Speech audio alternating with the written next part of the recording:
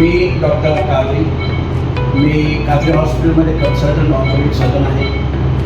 आमच्या काजरी हॉस्पिटलमध्ये सर्व प्रकारचे ऑर्थोपेडिक ऑपरेशन होतात. महानगरपालिकेत प्रशासकीय राजवट असल्यानं प्रभाग आणि वार्डातील अनेक कामं खोळंबली आहेत. नागरिकांना विविध समस्यांना सामोरं जावं लागतंय. ही अडचण लक्षात घेऊन भाजपा ओबीसी मोर्चाचे प्रदेश उपाध्यक्ष, महानगरपालिकेचे माजी सभागृह नेते, जनसेवक सुरेश अण्णा पाटील यांनी प्रभागात जनसंवाद सुरू केला. यात नागरिकांनी समस्यांचा पाढा वाचला. या तक्रारी महापालिकेला पोहोचताच प्रथम क्रमांक 3 मधील घोंगडे वस्ती परिसरात विकास कामांना सुरुवात केली जातीये. प्रभाग क्रमांक 3 मध्ये NTR भजी सेंटर ते रवी गड्डम बोळातील सार्वजनिक स्वच्छतागृहापर्यंत 9 इंची ड्रेनेज लाईन टाकण्याच्या कामाचा शुभारंभ करण्यात आला. जनसेवक सुरेश अण्णा पाटील यांच्या नेतृत्वाखाली रवी गड्डम व संदीप महाले यांनी पुढाकार घेतल्यानं महापालिका आयुक्त शीतल तेली उगले, झोन अधिकारी JE यांनी या कामासाठी निधी मंजूर केलाय. सार्वजनिक आरोग्य अभियानांतर्गत ड्रेनेज विभागाकडील भुयारी गटारी दुरुस्ती 2023-24 मधून 2,59,093 रुपये इतका निधी मंजूर झालाय. यातून हे काम करण्यात येत आहे. यावर सिमेंट कॉन्क्रीट रस्ताही करण्यात येणार असून यालाही निधी मंजूर आहे. जनसंवाद कार्यक्रमात नागरिकांनी सुरेश अण्णा पाटील यांच्याकडे सुचवलेल्या या समस्येबाबत केलेल्या तक्रारींचा निपटारा महापालिकेत ते करतायत. या भागात नळ, पाणी, रस्ते, ड्रेनेज लाईन, विजेसह शासकीय योजनांचा लाभ व अन्य सोयी सुविधा दिल्या जात आहेत. प्रशासक राजवट असल्यानं नगरसेवकांना कोणतीच कामं करता येत नाहीत.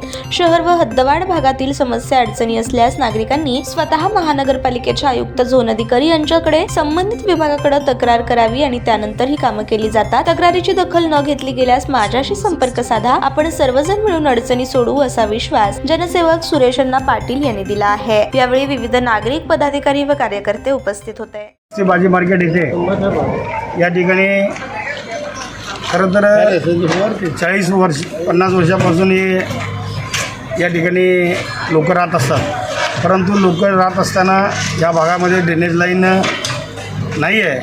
ते ड्रेनेज लाईन प्रशासकीय राजवट लागू असताना माननीय आयुक्त आणि विभागीय अधिकारी आमचे JE यांनी महानगरपालिकेच्या मेंटेनन्समधून 2,50,000च्या वर या ठिकाणी निधी मिळालेला आहे.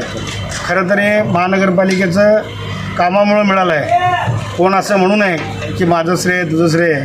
इथल्या नागरिकांचं मागणी आणि रवी आणि संदीपचं सारखं पाठपुरावा या मागं अधिकारीच्या आमच्या मागं लागून हे मंजूर झालेलं आहे. या कामाचं सुरुवात आता झालेलं आहे. याच्यानंतर रस्ताही होणार आहे.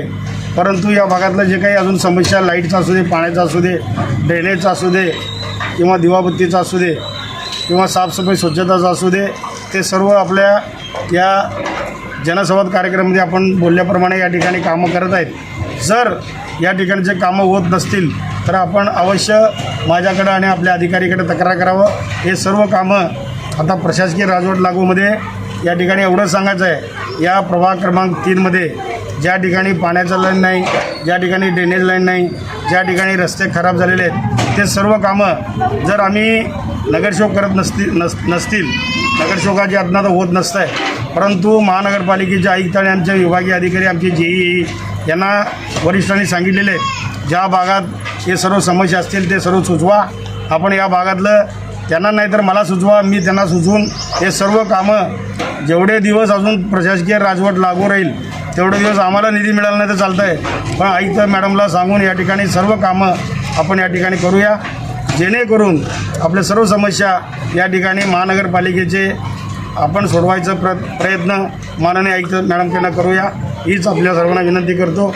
आणि ज्या ठिकाणी लाईट आणि पाण्याचं समस्या आता राहुल आमचा आला की नाही मला माहीत नाही, त्यांना सांगून आपण सर्व कामं करून घेऊ आणि लगेच लाईट ऑफिसला जायचं आपल्याला. ताज्या बातम्या पाहण्यासाठी प्राईम महाराष्ट्र न्यूज चॅनलला सबस्क्राईब करा.